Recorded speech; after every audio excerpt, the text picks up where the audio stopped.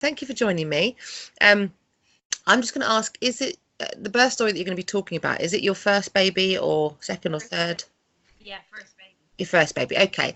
And how many weeks pregnant were you when you went into labour, or it was induced, or? I was over, so I was 9 days old. Oh, okay. Oh, Yeah. wow. So you're well and truly overdue. He was really comfy. Okay. So Didn't want to come out and say hello. no, and he was due for the 4th of July, and then it kind of became like the 7th of July, no sign. Then it was the 9th of July, no sign. So we came out on the 12th. Right. Okay. Right. Perfect. All right. Okay. Well, let me see. I did get a sweep, and that they would have given me that on my 40th day, kind of checked, the 4th week, but it was like the day of, just to encourage things. I didn't really want any interference. I didn't want an epidural. No. Okay. Very natural approach. My background, I'm a physical therapist. Right. A holistic background. So I had my oils ready. I had, my TENS machine ready to go, all of that. So you knew what you wanted then? Yeah, I had a plan, but I've seen on some of the other videos where, or you've heard women talk about the birth plan. And even the birth plan, it kind of made me feel a little bit intimidated, because I felt like I should march in with a book and be really, this is what I want. Give me this. You can feel like that, can't it? Yeah. And then it ended up being like a page with bullet points. And thank you very much. And we really love what you do, and you're amazing people. But so we got a sweep, and that was kind of encouraged because he was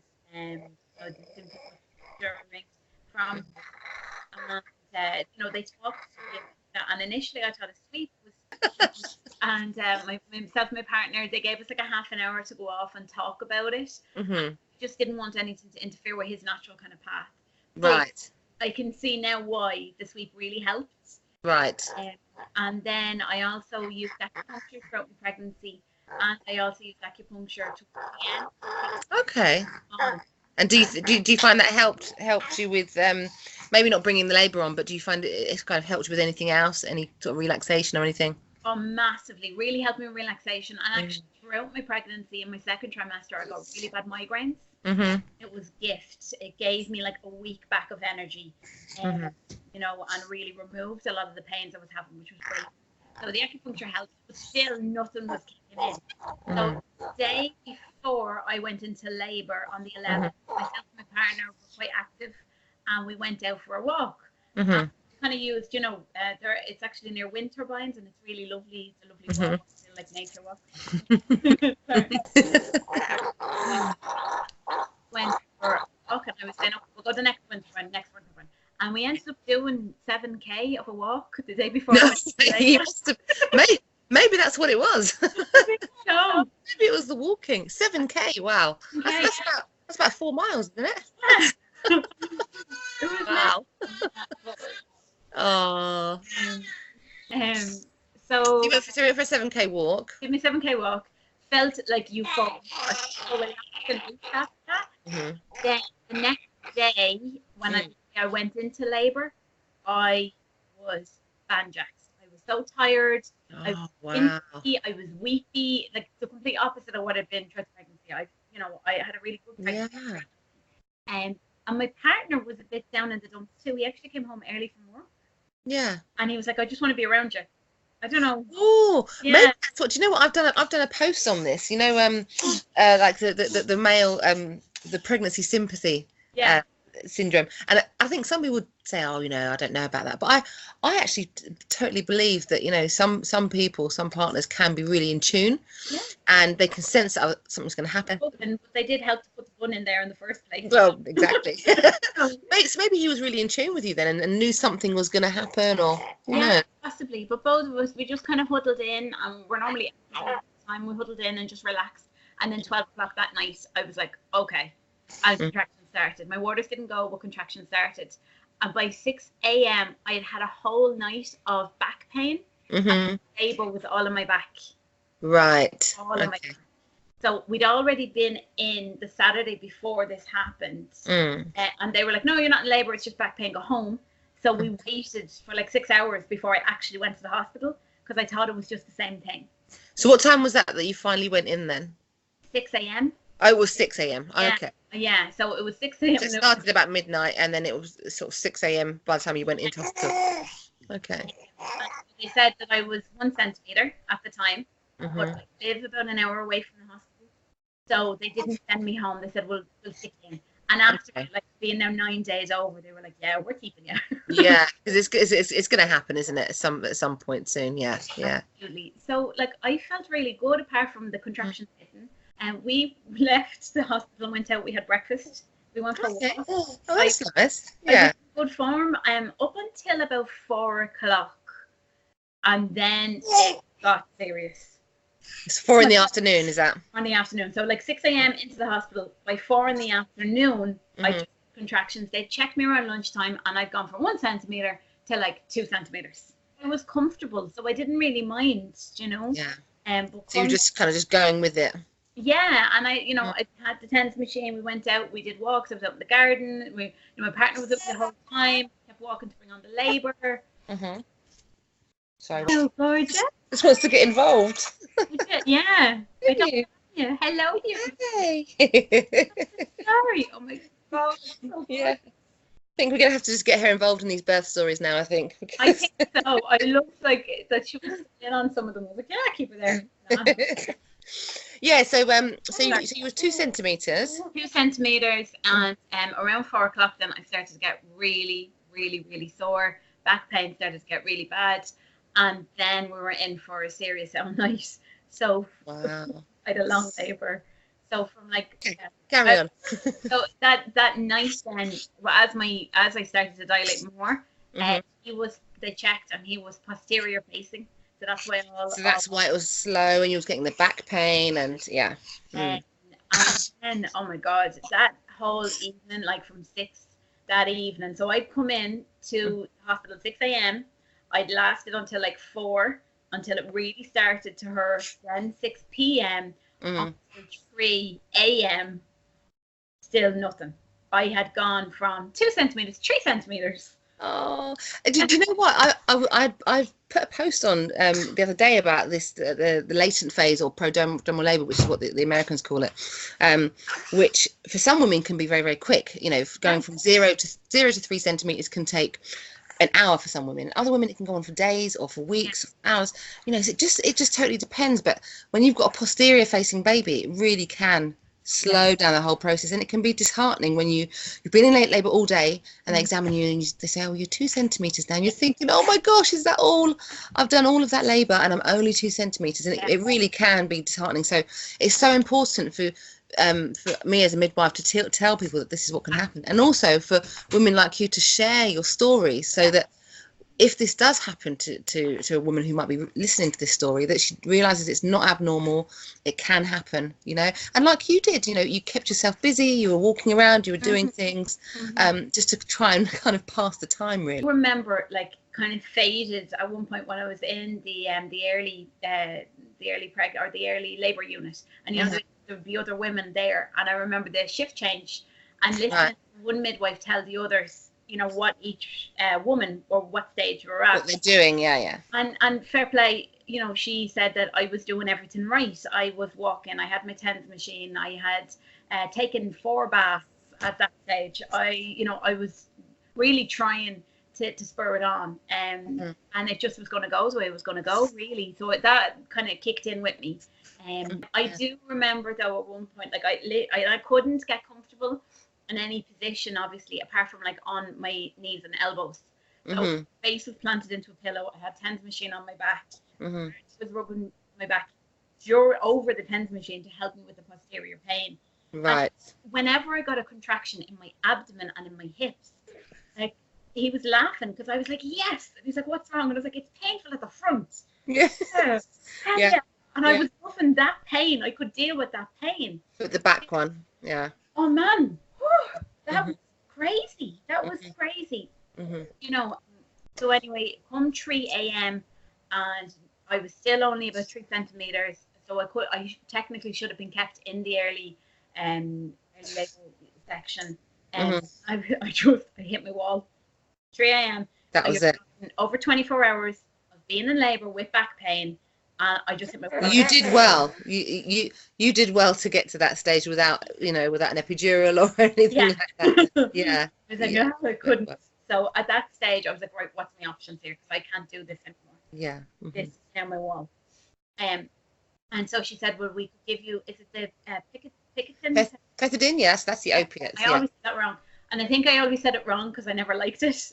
Personally, for me, it just, in my situation, I kind of thought, if I'm already having a bit of a slow drip, for the baby then to be possibly sluggish, posterior, I need him to get jiggy and move around. And turn. So I need him active. So I've no judgment off of what someone else does, but for me personally, I wanted the holistic approach. I remember hearing about that I just went, no. Not for you, no. And everybody's different, yeah. Yeah. Now, I had the same opinion of the epidural, but I had it could go either way. The epidural, if I have to get one, I have to get one, and that's cool. But I'd rather not. So I did choose to have the epidural, and I suppose for me that was my one moment of feeling like I did wrong. And I think a lot of women go through something in their labour or something in their pregnancy or maybe in parenthood where they feel they've done not right by their baby.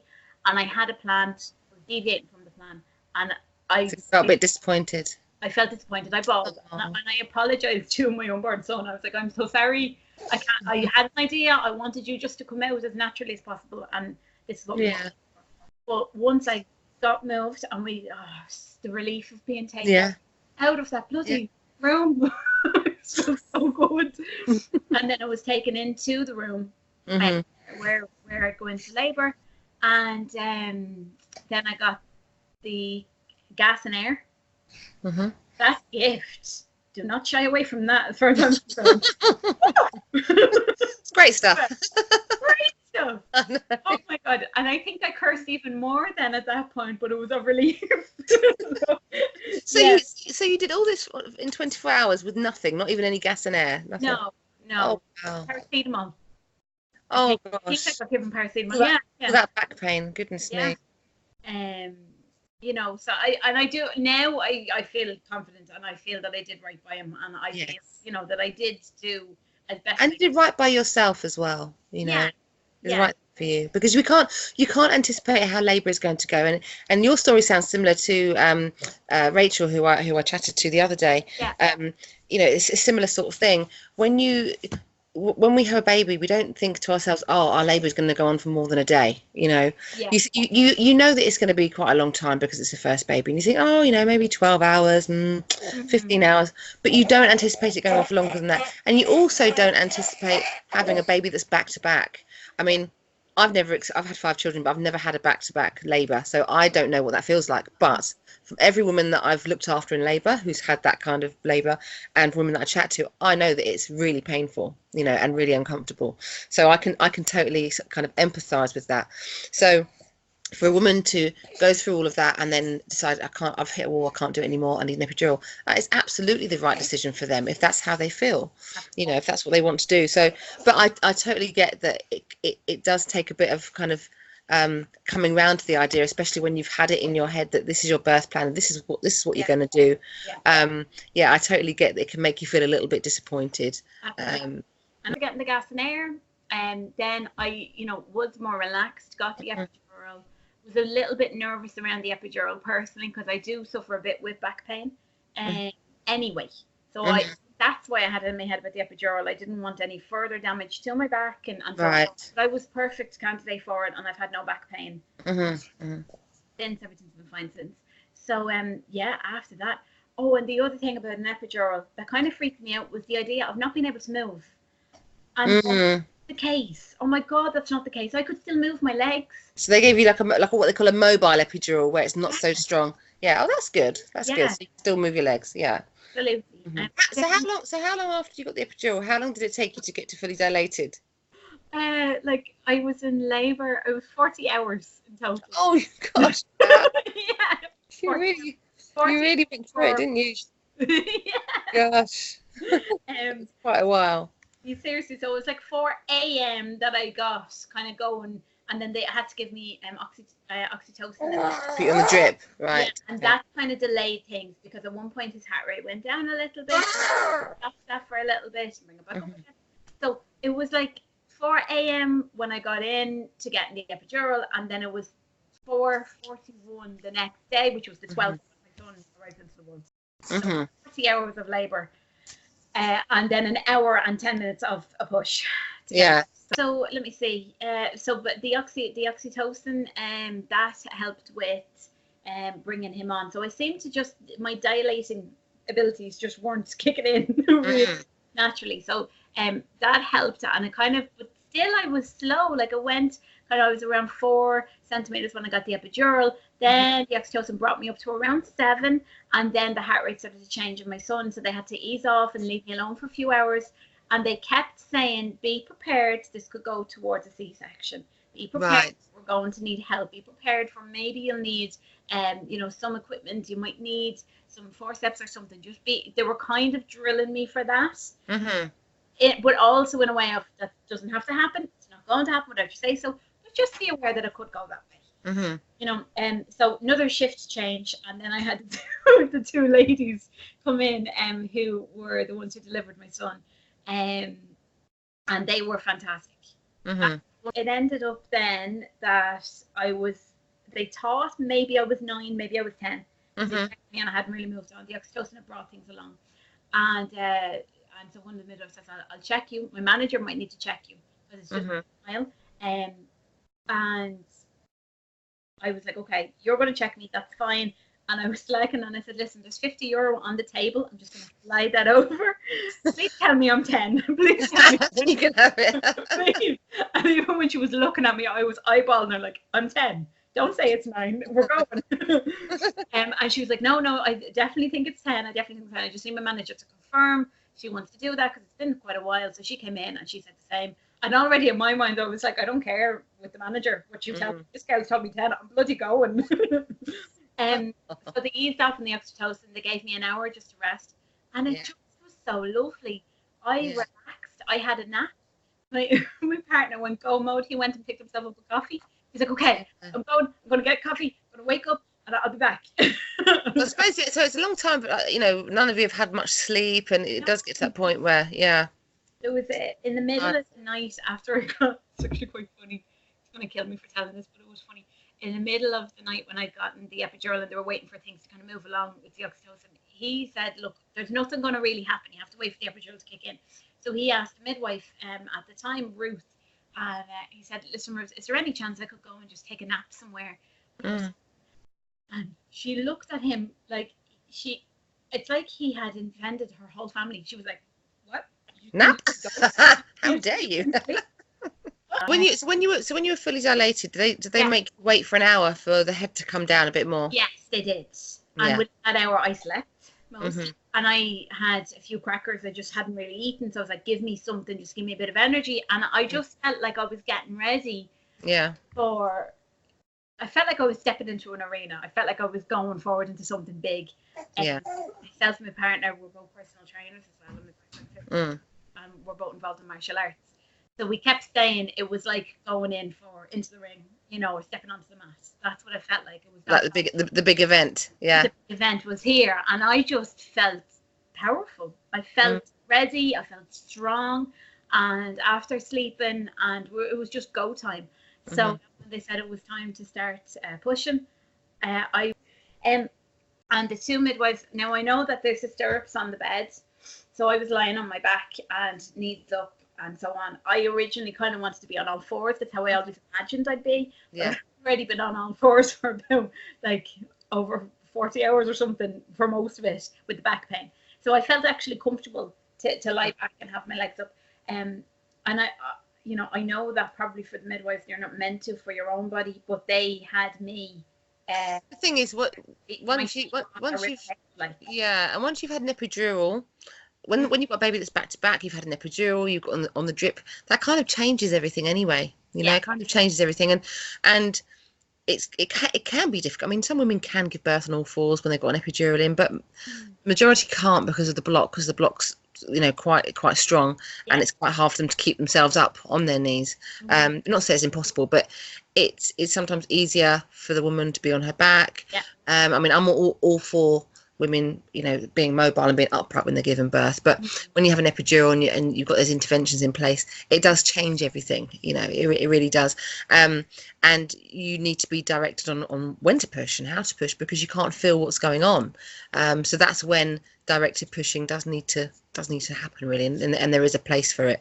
Other than that, if you didn't have an epidural in, it'd be easier for your body just to take over and do it naturally. I could still feel it's not that you're blocked from feeling it. I think I had you feel the pressure. Yeah, you do. I could feel at one point they were kind of keeping an eye on the contractions and telling me when to push, but I then said, no, I can feel one coming. So I tell them, so I could actually feel it. It's just a more dulled kind of pain. So how long was you pushing for them when you started? An hour and 10 minutes. So at the hour mark, one of the girls said to me, okay, we need to now see if we need a little bit of help here. And I said to her, that ideally I didn't want any, and there's nothing wrong. Again, you just do whatever you need to do to get that baby into the world. That's all that bloody matters, and that you're safe and that the baby's safe. But again, I feel like, right, I'd had the epidural, I'd had the oxytocin, and just with his heart rate, I didn't particularly want forceps or anything like that. And if I could get him out myself now at this stage, that's what I wanted to do. She said, okay. She said, if we're going to do this, we'll do an episiotomy and help you out. And she said, I had already, he was crowning, his head was there. I was at that stage, yeah, do what you need, cut, take off my leg. I want to get this baby in. And it wasn't from I'm sore or anything. I just wanted him out. Yeah. When it was kind of the final push, and she had said, right, we'll give you a bit more time, but we need to get him out now. This is something to come. So they gave me another 10 minutes, and I remember the last push, and his head was out. And she said to me, stop, his head is out, we'll get the next. And I was like, no. And I just remember Eminem losing in the background, and I was staring at a picture on the wall, and I can still kind of make out the words, and I was like, no, I can do the rest. And I had the last little bit to just push, I just an extra bear down, and then the rest of them came out, and it was amazing. It was amazing, incredible, isn't it? Oh my! And so that's amazing. So so after all that, you finally gave birth, you got your baby. How much did he weigh? He was 6'12" and a half. Oh, so it's a dinky little thing. Oh. He's lean and long. Yeah. So what would you I mean, obviously, I appreciate you taking the time out to give me your birth story. That's fantastic. Do you have any, after sort of going through that experience as a first time mum? And I ask everybody this, do you have any tips or any advice or anything that you would give, purely based on your experience, that you would give to any mums that might be watching this? For I know for me, during my pregnancy, what really helped was staying active. And I think that was key for me. And I understand sometimes medically there could be problems there, but we can all walk, we can all stretch, we can all lie in a bed and twirl our feet around. Yeah. It's do something. Do something, whatever you're into, and don't be afraid to. Yeah. And I think even during the early stages of labour as well, definitely don't lie in the bed. You're going to have plenty of time for that. Get up, walk, do the stairs, set yourself little challenges. Like I said, that until I was a certain dilation, I wouldn't use the lift. Only do the stairs. I'm trying to just stay positive, I think. Yeah. Having a good, and not being positive doesn't mean you have to ignore the hard stuff. It's still there, and it's not just looking on the bright side. It's actually just saying, okay, mind yourself, looking after your body, listening to the midwives, and saying, right, this is going to be sore for now, but look at what I get at the end. Yeah. Oh, well, listen, Louise, thank you so much. I really, really, that's a beautiful story. It really, really is, and I admire your positivity through all of it. You're so positive, and that's fantastic. And thank you so much for all the tips and everything you've given to me. I will be. I hope it helps. Yeah, absolutely. I'll get that all sorted, and I will give you a shout when it's all up and running. But yeah, I appreciate you taking the time out. I know what it's like having a brand new baby, and it's very, very busy and everything. So yeah, so I just wanted to say thank you once again for everything you do. I really appreciate it, and love your page as well. Fair play. Great. Thank you very much. It's really inspirational. Thank you very much. Wonderful. Thank you. Appreciate that. Thanks. You take care. Enjoy the rest of your day. Thank you too. Bye. See you later.